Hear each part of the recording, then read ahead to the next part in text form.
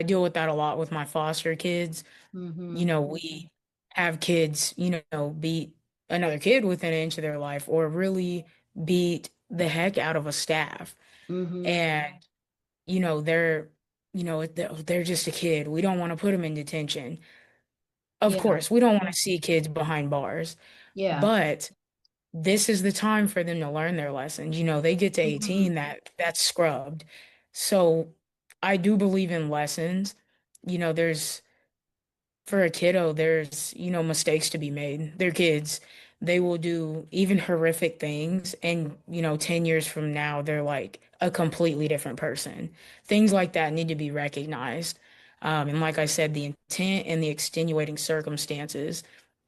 We talk about the foster care to prison pipeline a lot. Mm-hmm. And that's something I've personally, since starting this job, got to experience. And to this day, I'm as mad about it as I was the morning it happened. I had a kiddo that, went from a straight A student in all these clubs at school, a very respectful kid, got news that they were going to be moving to a placement with a family member that there was alleged abuse allegations against, um, previous drug use, alcohol use, Mm-hmm. things like that.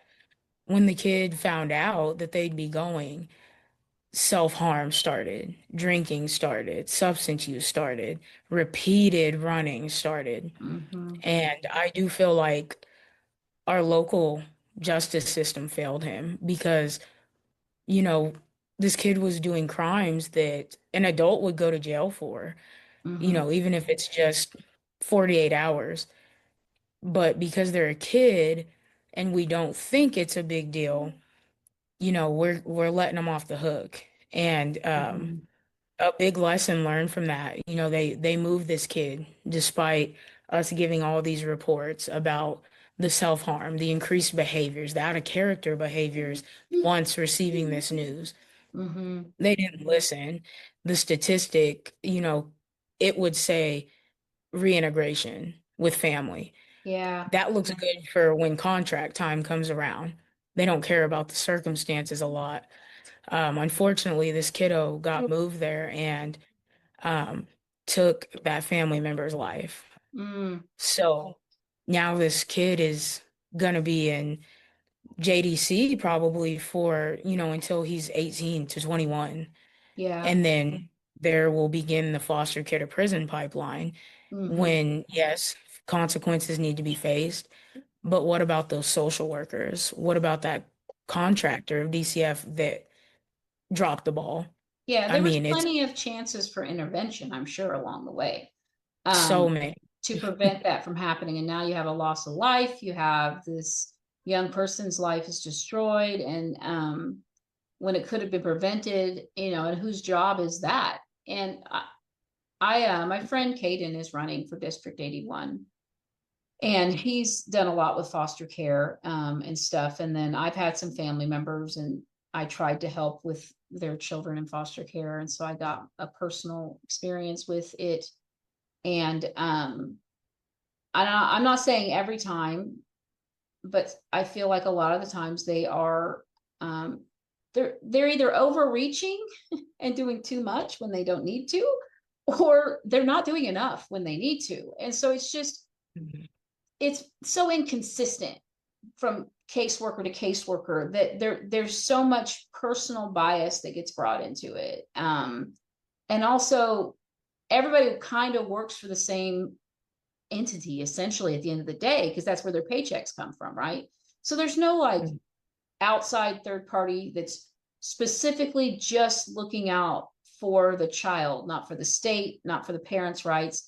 And the way children are described when they're being discussed sometimes between caseworkers and lawyers or judges and lawyers, it's like they're property, and they talk about parents' rights. And it's like, what about the kids' rights, And they want to talk Yes. about a fetus's rights. Well, what about a 5-year-old's rights to be in a safe, clean environment. Yeah. Yeah, and so if the whole point is to protect children, um, then that should be the number one priority. And I mean, I don't have all the solutions. I know we need more foster parents, and there's a lot that needs to go into fixing it. But at the end of the day, the whole point of everyone involved, from the judge to the lawyer to the state worker to everybody, their main focus should be what's best for the child. I mean, Yes. and no one's Too often we see statistics take place over the child, and it blows me because those statistics don't increase or decrease your pay really. Um, Mhm. and you have placements, foster parents, group home workers, PRTF workers. Those are the people that know the child the best. Mhm. I cannot stand that we have people sitting behind desks they read a file, oh, this kid's been in this placement for 3 months. It's time to move him. Okay, but why? I mean, if the kid's doing fine, this is the first placement they've maintained at, why are we Mhm. moving them? The level down to Yeah. decrease the rate of pay, it doesn't need to matter more than what's good and stable for the kid. Yeah, like with my family member, it was Oklahoma and Kansas because it was they were both mixed. It was all mixed up, right? So you had both states kind of involved. But it was, I guess, at the end of the day, Oklahoma's show, if you want to say. And so Oklahoma wanted to take the child from a foster family he was doing great in and give him to me, a family member.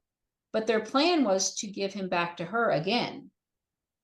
He'd already been taken and given back, and then he was taken again. And so at that point, their plan was reunification. And I said, why move him from Oklahoma back to Kansas for what, 6 months to go back to living with his mom? Just keep him down there. I mean, I want to see him, obviously, but it just seems more disruptive than anything if she's just going to get him back. Very. And I basically had to be like, I did some of the foster classes, and it says that, if reunification is the plan, that as a foster parent, I am obligated to support it. I should see supportive of reunification, and I could not support reunification. Um, and so I told them, I said, if that's the plan, if the plan is just to give him back, then I just keep him where he's at until you give him back. But if you guys ever want to sever her rights and give him to me, here's my number. When I changed my phone number, I emailed them and was just like, hey, just want to let you know. So I feel like it's a matter of time, right? And so I just didn't understand why she was giving them back again. Like, when it's proven repeatedly that they are not safe in their care, Mhm. not just neglect, it's not just mental, but they're just physically not safe in their care. Why would we give them back to them without it? Just Yeah. wasn't taken as I seriously as I see. thought it should be. And I'm scared every day to Mhm. get some sort of phone call, Yeah. I see reintegration like pushed in every case, even if it shouldn't be. I mean, and the biggest argument I would pose for foster parents, group homes, any foster care facility, anything, know your DCF placement standards and Mm-hmm. do not let placement agencies bully you because they will do it. Mm-hmm. Um, we have to abide by these guidelines. A kid pretty much has to like do extreme damage to have, somebody come pick them up. You Yeah. can't, in your literal own home, you can't say, "Hey, I don't feel safe. This kid needs to go tonight." They will just straight up tell you, "No, it doesn't meet the criteria." Yeah. And it's just in my mind, it's like, how are you going to tell me that this kid has to stay in my home? Uh-huh. And that's why people don't want to be foster parents. Mm-hmm. I do feel that there are times that I've seen where for some reason or other, the caseworker just doesn't like the parent the child's been taken from. And Yeah, and it, you know, and it really isn't a reason that they shouldn't be going for reunification, that there's no reason. Everybody mess up for something sometimes, right? yeah, But for some reason or another, their caseworker just doesn't like them. And it's just like how yeah, much people's personal opinions of those people play into it yeah. is crazy to me. We see retaliation a lot. Mm-hmm. One fear I have even doing this interview and speaking out about it. My job, um, the facility's been there since 1980 something. My dad started working there in the 80s or early 90s, as an employee, worked up to manager, worked up to assistant director, then director. And he had a board and they just decided, hey, we're going to shut it down. Mm, Um, they had other opportunities that they wanted to take. And they told him, either you buy it or we shut it down and sell it.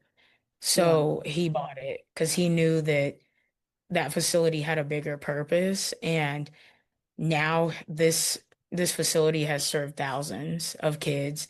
Um, I see 40, 50-year-old adults now come back and they walk through those doors and they're like, "Hey, is Ernest here?" And that just shows you how memorable these kids take, like their foster placements are to them. They're in this strange system alone, and you know, those are the people they remember. Their foster parents that were nice and caring and not neglectful of them. So yeah, when, you speak out as a foster parent or as somebody that works at a facility, we have to worry severely about retaliation. Speaking out against a placement agency, you know, expect, random DCF investigations because they're going to hotline you for everything. yeah. Expect a loss in placements because, oh, you got us in trouble. We were breaking the rule or the laws. So now we're going to punish you. Even though we need foster homes, we're going to punish you. And that is a very real thing. Like, that is what has stopped me from going to the legislature to speak and things like that because my dad has put all these years into his facility and Mm, it's a needed facility. It's high up there, high known in Kansas for being a clean and safe facility. Kansas needs places like that. And I hate to think me pushing for a better system would make my dad suffer, make all of these kids suffer. It shouldn't be like that. I shouldn't yeah. fear retaliation because I'm advocating for a child.